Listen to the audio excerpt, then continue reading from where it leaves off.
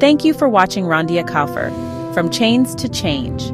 If you enjoyed this story, please subscribe, click the like button, and hit the notification bell so you never miss an update. Welcome to our community, where every story matters. If paper could steal a life, could paper also repair it? We think of violence as fire and fury, but the most devastating acts are often committed with the quiet scratch of a pen, a signature on a deed, a stamp in a courthouse ledger. These instruments codify a crime, giving it the veneer of law while a community is erased. This is a story about that kind of theft, written in ink and sealed in history. In 1920, Ocoee, Florida, was a place of promise for its black residents. They were citrus growers and landowners, building generational wealth. But when they dared to exercise their right to vote, their town burned. On a horrific election day, a white mob descended, unleashing terror that killed and drove every black citizen from the land they rightfully owned. It was a massacre and a forced expulsion, an act of profound American violence. The theft didn't stop with the fire. When the smoke cleared, a colder, calculated dispossession began. The land black families had fled was systematically transferred into white hands through forged deeds, coerced signatures, and sham courthouse sales. The paper trail, which should have been a record of justice, became the primary weapon of the crime, meticulously documenting the erasure of black wealth from the map. For a century, that paper trail lay buried in archives, a silent testament to a story America doesn't want to read. What happens when those pages are brought back into the light? What happens when the very documents used to steal a future become the evidence needed to reclaim it?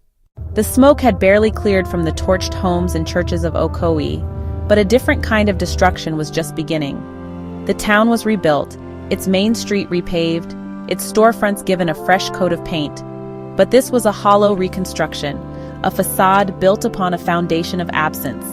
The vibrant black community that had once thrived here, the families who had poured their sweat and dreams into the fertile Florida soil, were gone, vanished, erased not just from the landscape but from the town's official memory. These weren't just tenant farmers, they were landowners, entrepreneurs. They had built homes, cultivated prosperous citrus groves, and accumulated a level of wealth that was a testament to their ambition.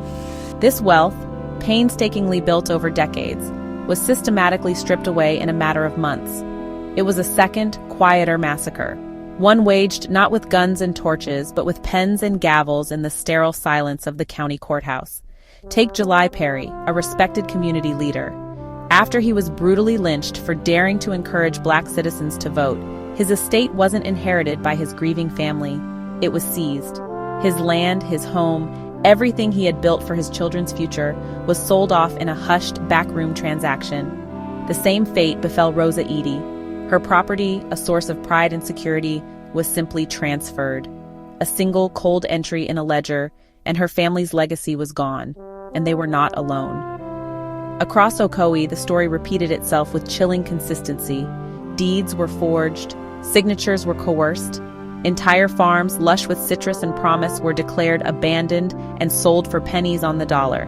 $10 for a family's entire livelihood, $20 for acres that would soon generate fortunes for their new white owners. This is how you steal a future. You can burn down a house, but a family might rebuild. But when you steal the deed itself, when you use the very instruments of law to codify the theft on paper, that crime is far more insidious. Wealth stolen on paper is harder to set on fire, because it doesn't just disappear. It lingers, passed down from one generation to the next, creating a legacy of prosperity for some, and a legacy of loss for others that echoes for a century. America says reparations are impossible, but history proves otherwise. Survivors of Japanese-American internment camps were compensated in 1988. Survivors of Rosewood, Florida received reparations in 1994. These moments matter because they shatter the lie that repair cannot be done. So what would repair look like for Ocoee? The question is heavy because the loss was immeasurable. This isn't a simple transaction, but a deep reckoning with a century of stolen futures. Repair is not a single action, but a comprehensive commitment to rebuilding what was violently torn down. It's acknowledging that the economic gap created in 1920 didn't just disappear. It compounded over generations, creating a debt that is still owed today. For the descendants of those who lost everything, it could mean tangible economic justice. It could mean scholarships, opening doors to universities their ancestors were denied. It means direct investment through community funds that support Black-owned businesses and foster entrepreneurship. And crucially, it means land restitution, where possible, returning the very soil that was stolen. Where not, providing compensation based on its present-day value, recognizing that what was taken wasn't just land, but generations of wealth. But repair goes beyond the financial. It must also heal the silence. This means a fundamental change in how this history is taught. It means creating memorials and public markers that name the victims and tell their stories, ensuring the landscape of Ocoee bears witness to its own truth. It means simple acknowledgment in classrooms where this history is never taught, replacing ignorance with the power of truth. Repair doesn't erase pain, but it can open doors to a future built on truth, not silence. It's a declaration that a community is ready to confront its history, not to assign blame, but to build a shared future on a foundation of justice and reconciliation.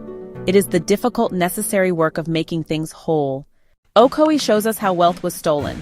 The question isn't whether America can repair it. History shows it can. The question is whether America will.